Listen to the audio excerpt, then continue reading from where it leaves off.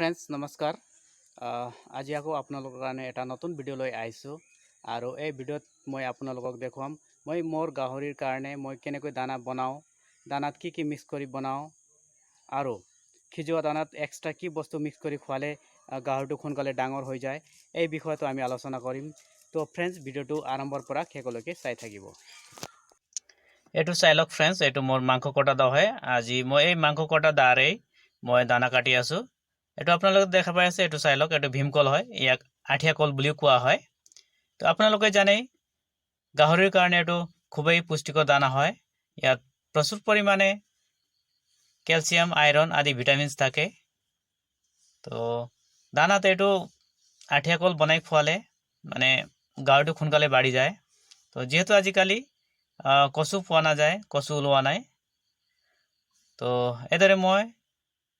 কেইটামান দানা মিক্স কৰি খিজাই খুৱাই আছো মই বজাৰত जितु বস্তু মানে কম দামত পাও তাক মই একেবাৰে মানে 30-40 কেজি বা 50 কেজি মানে আনো আৰু দানা বনাই মোৰ গাহৰি খুৱাই আছো এটো দেখা পালে এটো গাজৰ এটো যোৱা সপ্তাহত আনিছিলো এটো মই 40 টকা পাল্লা কৰি আনিছিলো মই এটো আনিছিলো 6 পাল্লা গাহৰি খুব ভালকৈ খায় খিজাই খোৱালে আৰু এটা হল অমিতা এটো ঘৰৰে অমিতা হয়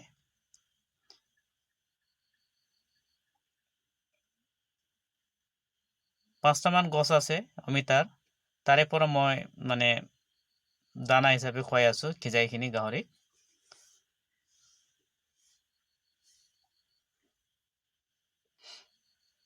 ফ্ৰেন্ডছ কাটোতে আপোনালোকে সাৱধানে কাটিব যেহেতু মই খদাই কাটি থাকো কাৰণে মোৰ এক্সপিৰিয়েন্স হৈ গৈছে এতে মই ইয়াক জমা কৰি লওঁ বাচনত ভৰাই দিওঁ আৰু ইয়াৰ পিছত কাটি মই এই পাতা কবি এটো ঘৰৰে হয় বজাৰৰ পৰা 50 টামান পুলি আনিছিলো তো এতিয়া তাৰে পৰা মই ইউজ কৰি আছো দানা হিচাপে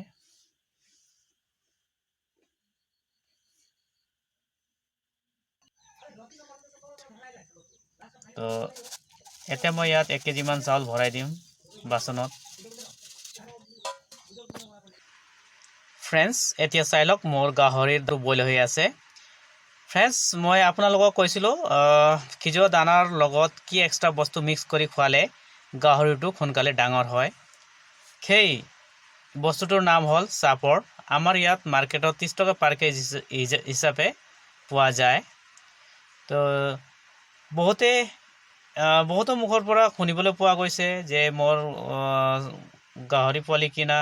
মানে 1 বছৰ হল ডাঙৰে হোৱা নাই কোনোবাই কয় পোৱালিয়ে মানে ভাল নাছিল কাৰণে ডাঙৰ হোৱা নাই আৰু কোনোবাই কয় যে মোৰ ভাগ্যত নাই গাহৰি পোৱা কাৰণে মানে ডাঙৰে নহয় এনেকা বুলি কয় তো ফ্ৰেন্ডছ এইবিলাক কথা বাদ দি মানে যিবিলাকে খিজোৱা দানাৰ লগত ই দিয়ে কি কয় ধানৰ গুড়া মিক্স কৰি খুৱাই আছে খেটো বাদ নকৰি মানে যদি খিজোৱা দানাৰ লগত আধা কেজি ই দি আছে ধানৰ গুড়া তাৰ জায়গাত 1 পোৱা ধানৰ গুড়া আৰু 1 পোৱা সাপৰ যদি খিজোৱা দানাৰ লগত মিক্স কৰি খুৱাই লগতে তাত দিব লাগে শুকান মাছৰ গুড়া আৰু নিমখ এনেকা দিলে কি হয়